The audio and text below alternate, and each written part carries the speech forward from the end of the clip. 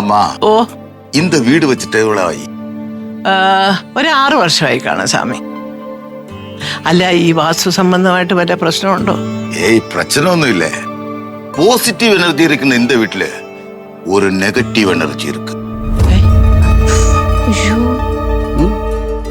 ஒரு மினிட்.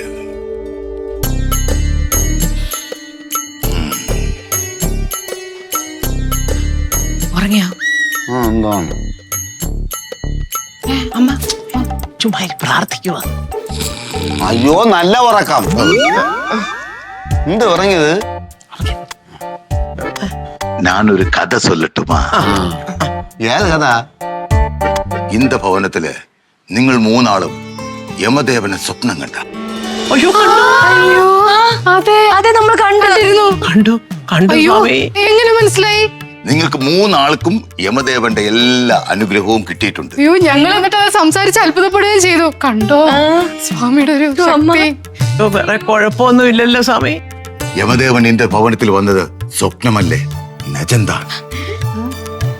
പക്ഷെ യമദേവൻ ഇവിടുന്ന് പോകുമ്പോൾ അദ്ദേഹത്തിന്റെ ഗത ഈ വീട്ടിന്റെ പരിസരത്ത് എവിടെയോ വെച്ച് മറന്നിരുന്നു. എവിടെ എവിടെ അത് എവിടെ മറന്നു വെച്ചത്? നമുക്കത് കൺകളാൽ കാണ മുടിയാത്. കാലൻ വീണ്ടും വരും. എന്തിന്? ഗതയെടുക്കാൻ.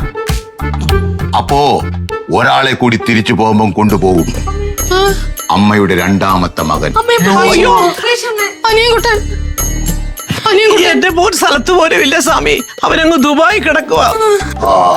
കടവുളെ രക്ഷപ്പെട്ടു. പക്ഷേ മകനെ പോലെ സ്നേഹിക്കുന്ന ഒരാളെ കൊണ്ടുപോകും.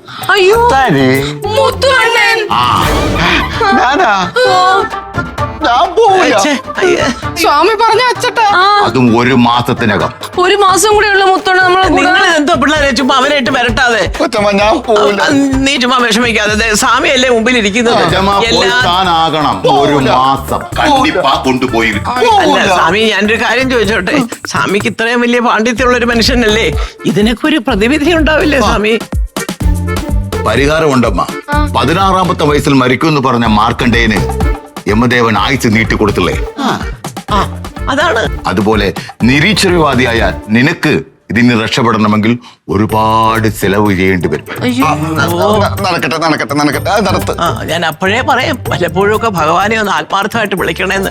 വേണവിടെ. അല്ല, അത് പോട്ടെ. പൂജകൾ എന്ത് വേണേലും നമുക്ക് ചെയ്യാം. എന്താ ചെയ്യേണ്ടതെന്ന് സ്വാമി പറഞ്ഞാ മതി. ഒരു 1-1.5 ലക്ഷം രൂപ. കൊച്ചമ്മ, എങ്ങനെയെങ്കിലും കൊടുക്കണം കൊച്ചമ്മ. എന്റെ ശമ്പളത്തിൽ നിന്ന് ഇൻസ്റ്റാൾമെന്റ് ആയിട്ട് ഞാൻ തന്നെ തീർത്തേക്കാം. അല്ല, അത് ഇൻസ്റ്റാൾമെന്റ് ആയിട്ട് തരുന്നിടം വരെ നമ്മളൊക്കെ ഇരിക്കണ്ടായോ? കുറച്ചുകാലം പിടിയൂല്ലേ അത്? എങ്ങനെയും കൊടു കൊച്ചമ്മ. ശരി, പോട്ടെ. എന്തെങ്കിലും ആട്ടെ, നീ വെപ്രാളപ്പെടാതെ. രൂപ ഞാൻ തരാം. സ്വാമി അതിനുള്ള ഏർപ്പാട് ചെയ്താട്ടെ. ആ പൂജയ്ക്ക് വേണ്ടുന്ന സാധന സാമഗ്രികൾ ഇന്ത എടുത്തുന്നതല്ലേ, അങ്ങ് കൈലാസത്തിൽ ഗോകർണത്തിനായിരുന്നാലും കൊണ്ടുവരണം. എങ്ങനെ കൊണ്ടുവന്നേ പറ്റൂ. പിന്നെ ഒരാളിനെ രക്ഷിക്കുന്ന കാര്യമല്ലേ. അല്ല സ്വാമി, പോട്ടെ സ്വാമി. അവനാകെ മൊത്തം അങ്ങ് വെപ്രാളവും ഭയവും ഒക്കെ കൂടെ ആയിട്ട് നിൽക്കുക. കൊണ്ടുവന്നാട്ടെ. എത്ര ചെലവായാലും ആ പൈസ ഞാൻ തരാം.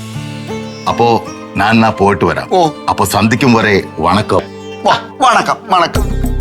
ഈശ്വരാ ഭഗവാനെ. ചായ പോലും കൊടുക്കാൻ പറ്റില്ല സ്വാമി. ശരിയാ, മറന്നുപോയി കേട്ടോ. ഏയ് ഒന്നും വേണ്ട, ഇവളോ വേണ്ട. സമാധാനം സമാധാനം. എന്നെ രക്ഷപ്പെടുത്തണേ സ്വാമി. എടുത്തു. അയ്യോ, പച്ചവെള്ളം കൊടുക്കാത്തവനാ മനുഷ്യന്. ഒന്ന് പോക്ക് കണ്ടോ, കാലെ പിടിച്ചോണ്ട്. ചായ കൊടുത്തില്ല. അയ്യോ. ഫ്ലവേഴ്സ് ഒരുക്കുന്ന കാഴ്ച വസന്തം യൂട്യൂബിൽ പ്രേക്ഷകർക്ക് ലൈവായി കാണാം. ഫ്ലവേഴ്സ് കോമഡിയിൽ ജോയിൻ ചെയ്യൂ, ആസ്വദിക്കൂ.